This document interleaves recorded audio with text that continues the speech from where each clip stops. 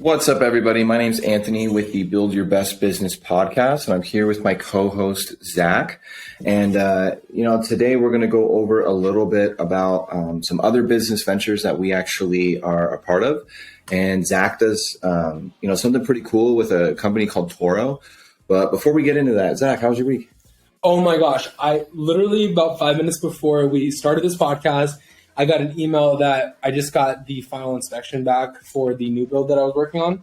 And so that was the last piece of the puzzle before closing. And I'm just super stoked about that. So I'm pretty nice right now. Yeah. Nice. Anything other than the clear close? Anything unique happened this week? Anything with business? Anything change?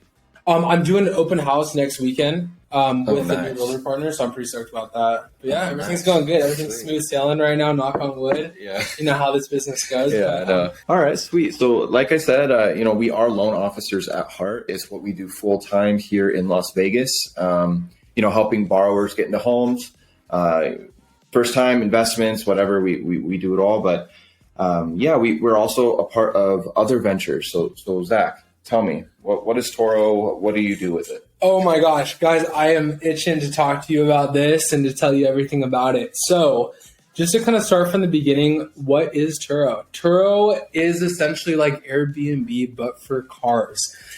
So when you go to a hotel, right, you don't pick the room necessarily that you're in, the specific room that you want. You can kind of pick the type of room. But when you're on Airbnb, you get to pick out the room based off of what it looks like, what it suits you, and everything else like that. So same thing with Turo. If you were to go to a normal rental car place, they just you tell them, I want a sedan or an SUV or a midsize, and they'll get you that. But with Turo, you can go on the app and directly rent and book the car that you want to drive, even down to the color. So when I initially found out about Turo, I was going camping with my dad and my little brother. We ended up going to Zion for the weekend, and we needed something that could handle the southern Utah weather and trails. And so we were really looking for a Jeep, and I was having a hard time finding a Jeep for rent through traditional rental car companies. And I stumbled across Turo, which I was able to directly book the vehicle that I wanted. And we had a great experience. It was my first time ever doing anything like this. And I was really intrigued after. It was great. And I was able to rent someone's vehicle. It was awesome. And I was like, you know what? I could totally do this. And so after that, I come back home to Las Vegas, Nevada. And I was like, man, what vehicle would do well on the platform? And so I ended up choosing a Mazda Miata. It's a convertible, the one that I rent. We'll go ahead and I'll have Anthony link the Turo listing so you can actually check out my listing in the description of this podcast. But I was like, what vehicle would do well out here in Vegas? And I was like, a Miata is great because it's convertible, it's red, it's fun. You know what I'm saying? It's like I wanted something to where like people could take out to Valley of Fire or Red Rock Loop, but also that they could cruise with the top down on the strip. Yeah, because we never get rain here. So that's what I'm saying, right? Something rear-wheel drive, something fun, something good like that. And so for a while, I was pretty set on buying a Miata. And this was about, I would say, like 6 or 7 months ago. And as you know, the used car market was insane. And the new car market was too, right? Yeah. It's like, because there's a chip shortage. There still is. I mean, we're seeing the effects of that supply chain. But I was looking for one, and for the longest time, I saw this beautiful red Miata. It was brand new, and I was looking at it, and then the very next day it was sold, and I was like, dude, it was a perfect one, right? And then so about a month later, I'm still looking for a Miata to go ahead and buy for the app, and I see the one that was sold a month ago, and I was like, I gotta go get it right now. Oh, that's sweet. And so I go up to the dealership and I find the Miata, and the salesman comes out to me and he's like, "Hey, you thinking about buying a car?" I was like, "No, I'm buying this car right here." And he's like, "Oh, you set on it? Did you want to look at anything else?" I was like, "No, I want to buy this car." And he's like, "Okay, yeah." So he goes and he gets the keys. I take it for a test drive. I fall in love with it. It's a stick shift. It's beautiful. And I decide to buy it. And so I go in there to go purchase the car, and he asked, how much do you want to put down? I was like, well, I don't have anything to put down, but I want the car. And so they run my credit, everything checks out, and I ended up signing for this 2022 Miata MX-5 with no money down. My car payment was a little bit higher because of putting no money down, but I ended up driving it off the lot. Nice. And so I was like, oh, awesome. So I have the car, right? And so my first car payment for that was 45 days out from when I first bought it. I mean, that's just how it is. You know, it's like you have the, you know, it's a month plus 2 weeks. And so I was thinking to myself, okay, I have 45 days to figure out how to cover this car payment without paying it out of my own pocket. Yeah. And so I get it insured. And then I was like, okay, let's get it started. So I go through creating the listing for this. And I really took a lot of time on the platform. And I was looking at the cars that did exceptional. And I was looking at the cars that got no rentals. And the difference was huge between both. The ones that got no rentals were taken with pictures on their phone and poor lighting and awful descriptions. And the ones that did really well had professional photos and had really detailed descriptions. And I think just taking that extra step to do all that really made the difference. My girlfriend's a professional photographer, and we took it out to the Red Rock Loop, and she took these insane pictures of That's so cool. It looks so crazy. We took a picture of this hop down the trunk so they could see how much it could fit in the trunk. We kind of just painted the picture, you know, a picture of in the driver's seat so that they could imagine themselves and what they look like in it, what it feels like, where they could take it.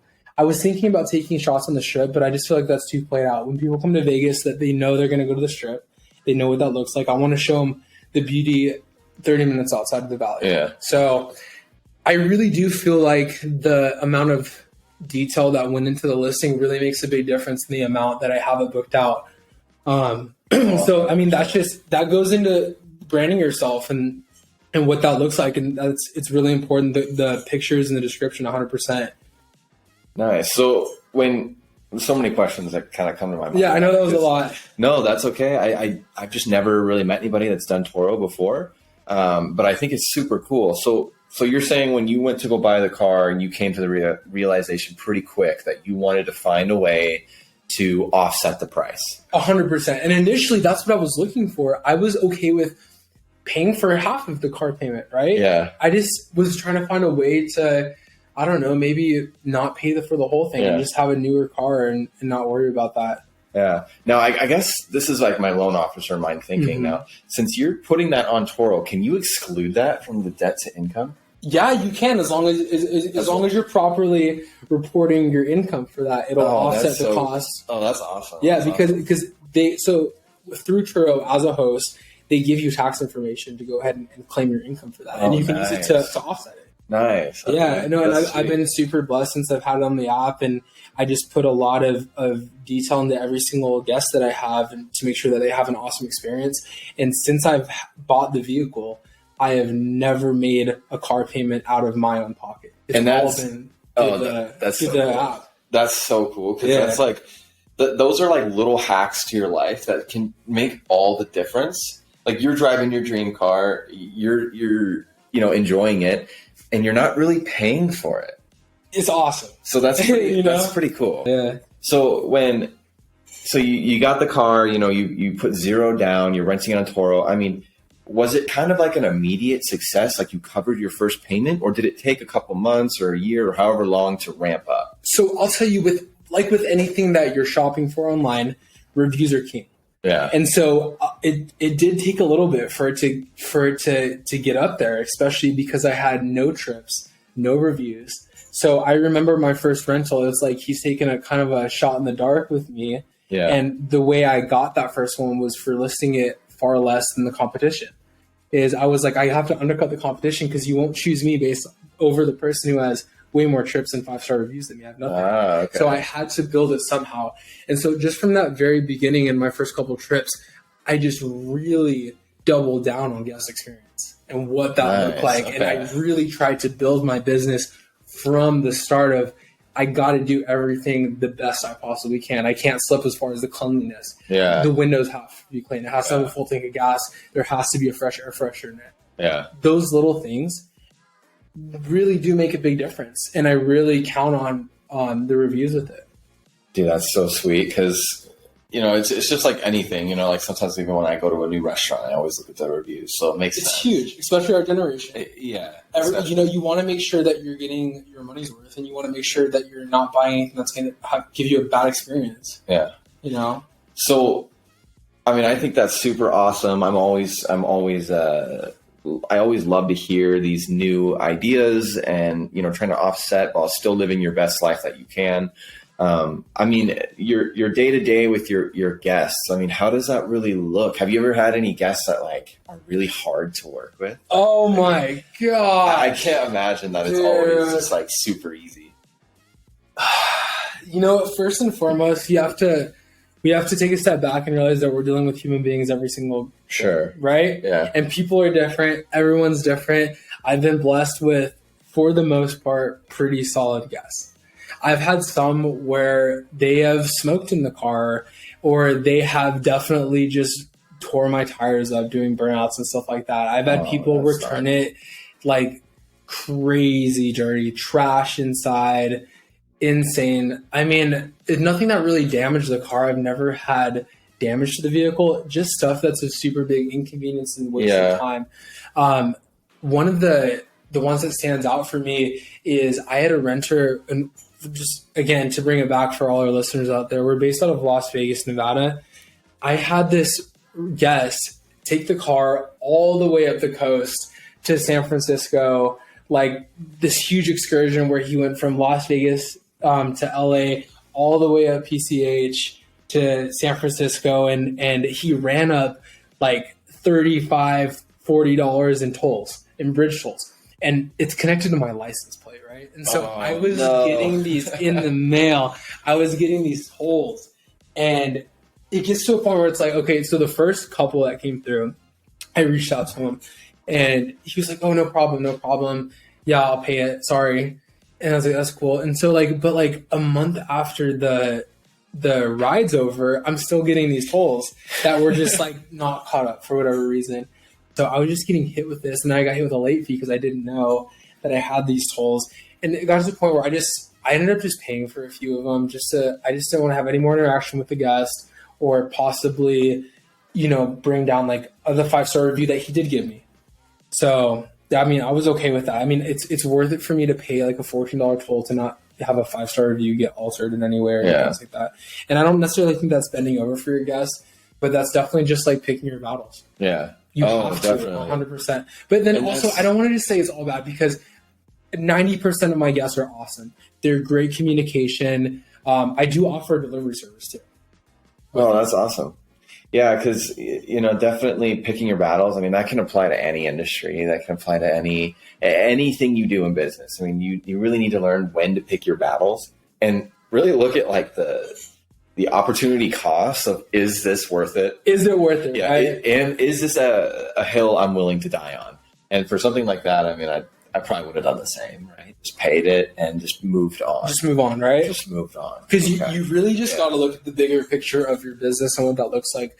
You can nitpick people all day for little stuff, or you can, take it in strides and see what's important and what's not important with this. With Turo itself, I have a pretty comprehensive insurance plan with them. And so the car is actually double insured. I have my personal insurance that I have through Geico, and that covers when I'm driving the vehicle all the time. And it's not, if it's full coverage, if it gets stolen, if it gets, dinged or messed up or anything else like that, if I get in an accident with it, it's covered through Geico. And then I have business insurance through Turo. The way the business insurance works is through Liberty Mutual. You can elect a few different ways to have that insurance cost built into the platform. And so pretty much there's different plans. There's like a 75-25 plan, an 80-20 and so forth. And I'm currently on the 80-20 plan. So gotcha. I keep 80%, the other 20% service fee go directly to the app. And that covers my insurance and it helps keep the platform running. It's really a small price to pay for, having that business coverage. Yeah. So if anything, God forbid, were to happen to the vehicle while it's being rented out, they handle it directly through Turo, and my personal insurance does not get affected that's for awesome. that at all. So it's cool to keep things separate like Yeah. that for sure. But I'm pretty comfortable where it's at. I mean, if you really don't like what that looks like and you want a certain take home number, then adjust accordingly. Increase your, your fare and how much that looks like to, how much you want to charge. And what's one thing that I really do appreciate with the platform is that you have a ton of flexibility.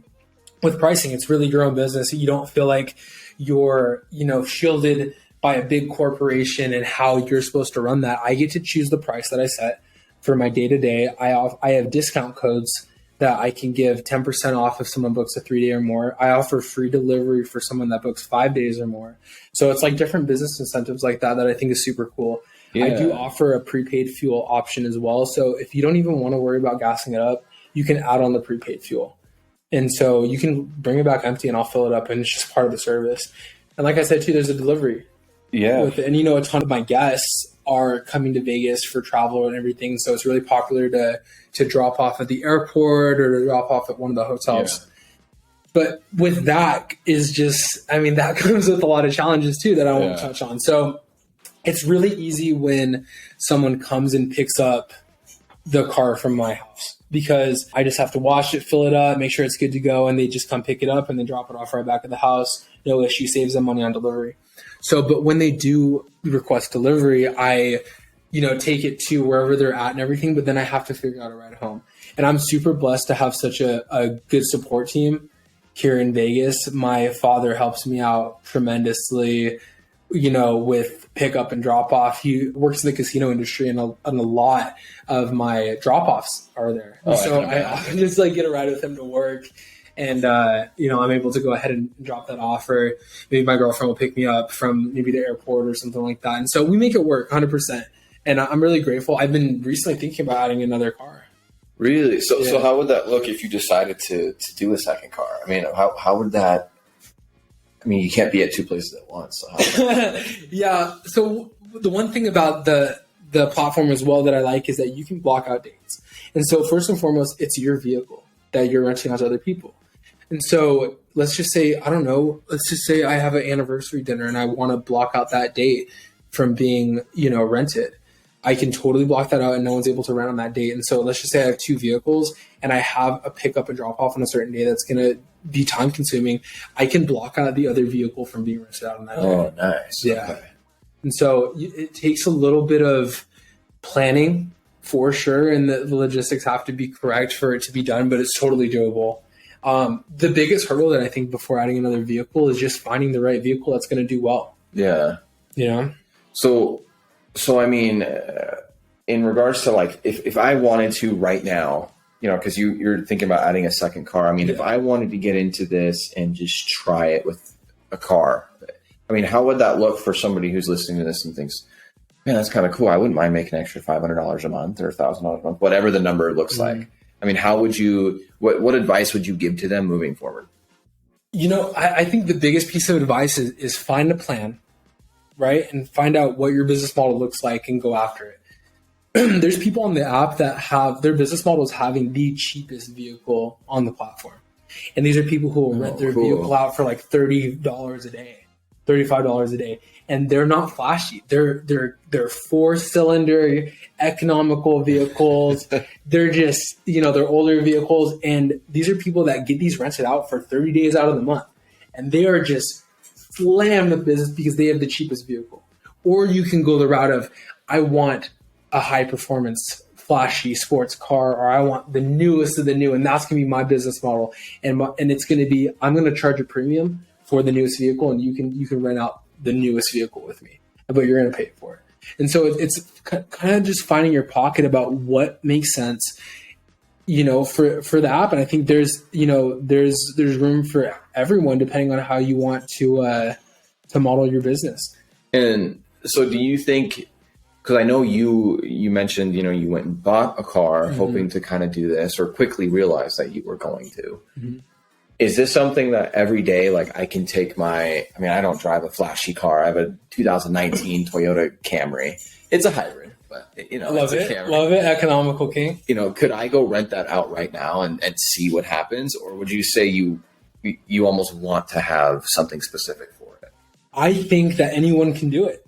To answer your question, yes, 100%. You don't need a flashy car to be successful on this platform. You need to have just the right mindset and the right business model and figure out what works for you. And it doesn't necessarily need to even be a means of income.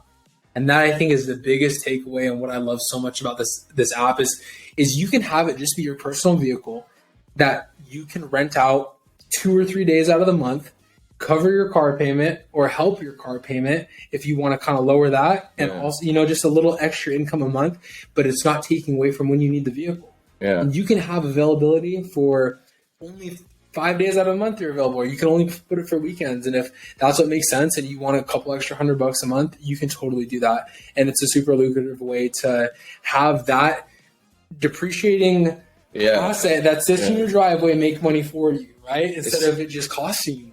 Yeah, especially because like the way that I think about it is, you and I, we work pretty much wherever we want. We're self-generated. We work wherever. But I'm thinking of the person that is working from home at their office job. Oh my gosh, they could make so much money probably Monday through Friday. They're not using it, right? Oh my gosh, that is something that I haven't really even thought about, and especially in this day and age where remote work and hybrid work is so popular. Oh yeah. There's probably a ton of people out there, a ton of our listeners that could totally benefit from this. Oh, that's pretty cool. Yeah. And I'm someone that I always drive on all the time, and it's making sense. So especially if I work from home. Yeah. That would be awesome for sure. So I think I got the understanding, or I got a good idea of what your answer is going to be, but is it worth it? 100%, yes. 100%. Okay. Yeah, I mean, you got to understand. There's going to be it's cyclical. There's going to be months where it's really good, and then there's going to be months where it's slow. And I mean, that's just how the business goes. And I think that kind of rings true for all business in general. Oh that, yeah. You just gotta roll with the punches, and you gotta have ways to be creative and to separate yourself and to differ yourself in the market. But for any one of our listeners out there who have been interested in renting a car on Turo or thinking about it, I say go for it. And if it doesn't do well, you take it off the app, or if it doesn't make sense for you, there's no commitment to it or anything else like that if you don't really want to. But definitely give it a try. And if you have any questions regarding Turo or how it works, or just want to talk a little bit more about this, feel free to reach out to me. Anthony's going to list our socials in the description for the podcast. If anything, if you want to talk anything about KCB screening, from a little bit more about that from Anthony's last podcast that we had in the last episode, or if you want to know a little bit more about Turo or just loans in general or anything, you want to talk business, please reach out to us. We thrive when our listeners are engaged. Yeah. And definitely, reach out to us. We'd love to talk to you. Even if you just want to say hi and just say what you loved about the podcast or didn't love about the podcast, give us feedback. Yeah, we appreciate it for sure. All right, guys. Well, thank you so much for tuning in to episode 3 of the Build Your Best Business podcast. I hope you guys are killing it. Take care.